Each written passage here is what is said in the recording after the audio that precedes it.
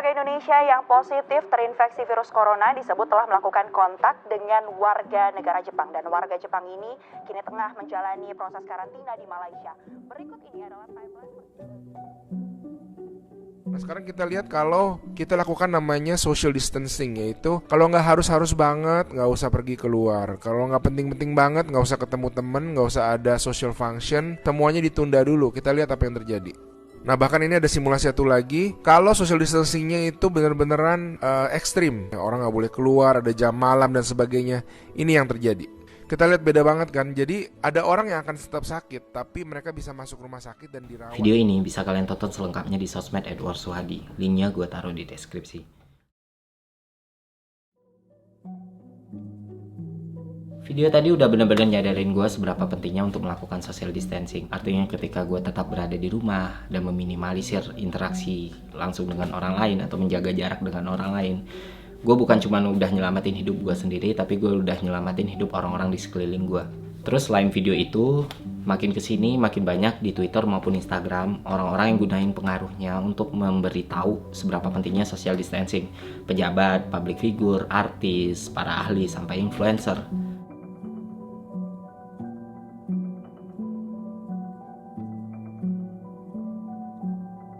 Dengan masifnya informasi, awalnya gue ngira kalau mayoritas masyarakat Indonesia udah paham. Terus gue lihat masih banyak orang yang pergi liburan, masih banyak orang yang datengin pusat keramaian, nongkrong, bahkan ngadain senam massal gitu loh. Terus gue mikir, apa yang salah? Apa ya kita sebebal itu? Bapak pernah tahu gak kalau corona itu bisa nularnya misalnya kayak kita berdua kayak gini ngobrol secepat itu, Pak? Ya belum tentu lah. Kecuali darah cocok. Kecuali apa, Pak? Darahnya cocok. Oh, Itu kan maksudnya nggak bakal. kecuali darahnya cocok. Misalnya situ bisa. Ternyata mereka nggak tahu. Sesimpel itu loh. Ya mungkin emang ada yang udah tahu tapi keras kepala, tapi gue yakin lebih banyak yang have no clue gitu tentang virus corona. Informasi yang awalnya gue kira masif ternyata nggak sampai ke mereka. Mereka-mereka yang tinggal di garis kemiskinan, mereka-mereka yang nggak punya akses pendidikan, dan mereka-mereka yang tinggal di daerah pinggiran. Resikonya tetap tinggi. Jadi misalnya kalau saya ngomong tuh, kalau ada air liur saya yang kecil yang nggak terlihat kena ke bapak, ternyata air liur itu ada virus corona, bapak bisa kena secepat itu. Berarti belum sama sekali dapat pemahaman itu, Pak. Tangan apalagi, tangan kan sumber virus ya. Semuanya nempel di sini. Saya jabat tangan bapak, ya pindah virusnya, Pak. Terus dari tangan bapak misalnya nyentuh ke wajah bapak, ya kena, langsung kena. Nanti bener-bener bahaya ya. Karena belum ada pernah orang yang ngomong apa. Makanya kita hindarin. Ada kalau masjid misalnya, Iya. salam-salaman, jangan hindarin. Iya, hindarin.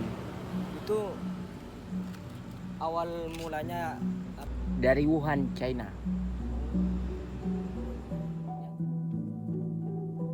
Kita jangan jauh-jauh ngomong soal lockdown, kita jangan jauh-jauh ngomong soal social distancing. Ada di antara kita ini yang bahkan nggak tahu gejala-gejala corona, yang bahkan nggak tahu datangnya virus dari mana, yang bahkan nggak tahu bagaimana penularannya. Yang gue takutin adalah ini bakal jadi blind spot yang selama ini nggak kita sadari, terus memperparah situasi ini. Lalu apa yang bisa gue lakuin? Apa solusinya? Mau gue bikin konten sebagus apapun, sedetail apapun, paling yang nonton ya cuma teman-teman gue, lingkungan gue. Gue nggak punya kekuatan untuk menjangkau mereka. Mereka yang sebenarnya butuh banget informasi soal corona. Gue emang nggak bisa, tapi gue yakin ada pihak-pihak di Indonesia ini yang mampu menjangkau mereka. Yang pertama, pemerintah. Instansi pemerintah yang terkait dan berwenang itu bisa ngalokasiin anggarannya untuk bikin himbauan-himbauan soal seberapa pentingnya tinggal di rumah. Dan himbauan itu nggak cuma sebatas di online doang, harus ada bentuk fisiknya kayak baliho, spanduk, poster, karena nggak semua orang punya akses internet. Kalau perlu giant LCD itu ada tayangan tentang seberapa pentingnya tinggal di rumah tadi. Itu bakal ngebantu banget penyebaran informasi kepada masyarakat. Kalian punya nomor handphone kita. Kalau aja setiap hari ada satu SMS yang kalian kirim ke pelanggan tentang seberapa pentingnya tinggal di rumah, itu bakal ngasih pengaruh yang besar juga buat masyarakat. Kalian masih jadi media paling favorit masyarakat Indonesia. Kalau gue bisa minta tolong, perbanyaklah tayangan-tayangan yang bisa ngasih edukasi masyarakat tentang seberapa pentingnya social distancing ini. Menurut data yang dirilis We Are Social tahun 2019, YouTube adalah platform sosial media yang paling digemari oleh masyarakat Indonesia. 88% dari 175 pengguna internet aktif di Indonesia adalah penonton YouTube. Dan penontonnya berasal dari latar belakang, umur, dan kelas sosial yang beragam. Jangkauan ini yang sebenarnya nggak dipunyai oleh influencer di platform lain. Kalau semua YouTuber, terutama mereka yang punya jutaan subscriber, kompak bikin konten tentang pentingnya social distancing dalam waktu yang berdekatan, bayangin seberapa besar dampaknya buat masyarakat Indonesia. Gue yakin ini bukan konten yang susah kok, kalian pasti bisa lakuin, kalian pasti bisa bikin. Sebelum terlambat atau mungkin sudah terlambat, seenggaknya kita nggak terlambat banget. Yuk kita lakuin yuk hal yang bisa kita lakuin gitu loh. Kalau kita semua cuma mikirin diri kita sendiri, uang yang masuk di kantong kita sendiri, uang itu nggak ada artinya. Dan buat penonton YouTube, kalian punya power yang sama gedenya loh. Itu tombol komentar silahkan kalian pakai, bilang ke YouTuber favorit kalian. Jangan lupa ngedukasi penontonnya buat tinggal di rumah. Apapun yang bisa kita lakuin untuk mencegah penyebaran ini semakin menggila gitu loh.